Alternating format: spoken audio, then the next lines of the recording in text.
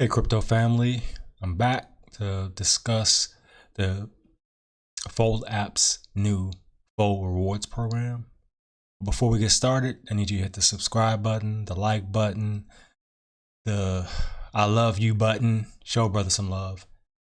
Anyway, the program started March 23rd of 2023 and today's April 27th, 2023.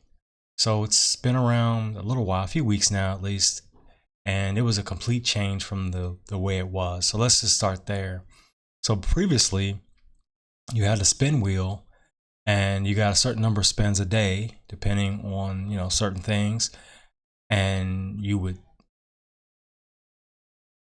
use those spins. Basically, you would go to the spin page and have to spin to get a percentage or a certain number of sats, even up to a whole Bitcoin if you were a Spin Plus member. And that was for every purchase.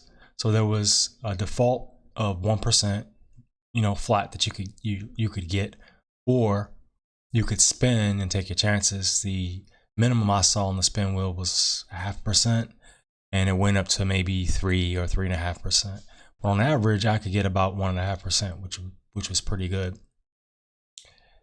There also was a way to get a free spin every day. It was like a free spin, and if you did that 7 days consecutively, you got 250 sats, if I remember correctly, which was great. So you got your daily sats, 5-10 sats or whatever, and then like I said, on the 7th day, at the end of the 7th day or whatever, you got another 250. So using that system, or however they had it, with the normal purchases I was making, and the 1.5% I was averaging, back, it was pretty good. I was happy. So now it completely changed all that. So you get sats or spins based on your activity with the card.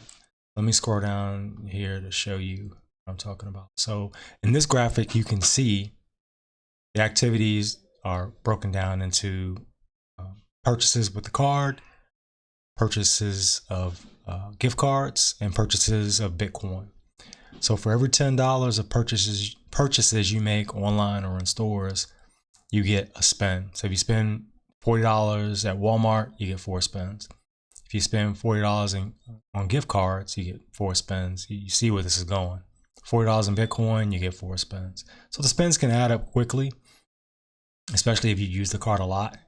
I do. I use my card almost every day, and I get a good number of spins. This just walks you through basically what I just said, but I wanted to bring a couple of things to light, because it might not be obvious at first, like it wasn't for me. I had to end up reaching out to support to ask questions. So here's your spin bank. This shows you all the spins that you have. And keep in mind, the spins only last 24 hours. So if you don't use them, you lose them. This progress bar shows you how much you have to spend in purchases to get to the next spin. And it shows right there, like $10. This shows you the number of spins that you have in your spin bank, which is back here on the spin page. So if you click this, it takes you to the spin page, and you'll see something like this. One nice thing about this is that they give you reminders too. So if you haven't spun that day, I've noticed that I normally get a reminder that day. So this is more on the spin bank. So this graphic shows you, what happens if you click this little thing here. If you open that up, then you'll see all the spins that you have, and it tells you how much time you have to use them. And it also shows the progress bar.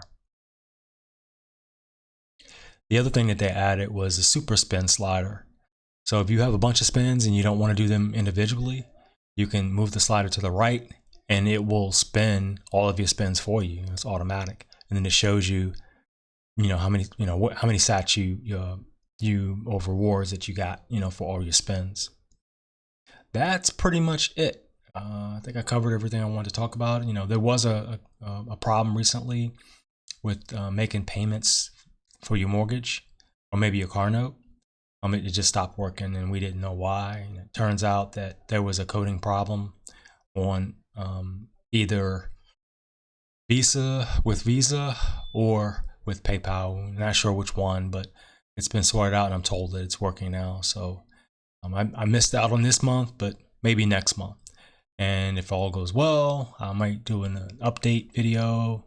I don't know if I would do a video just for that to let you know how that's going. But if there's any new news, like any more progress that they've made on the 2023 roadmap, then I'll probably do an update for that, and I'll include, how things are going with the mortgage and car payments. That's it for today. Until next time.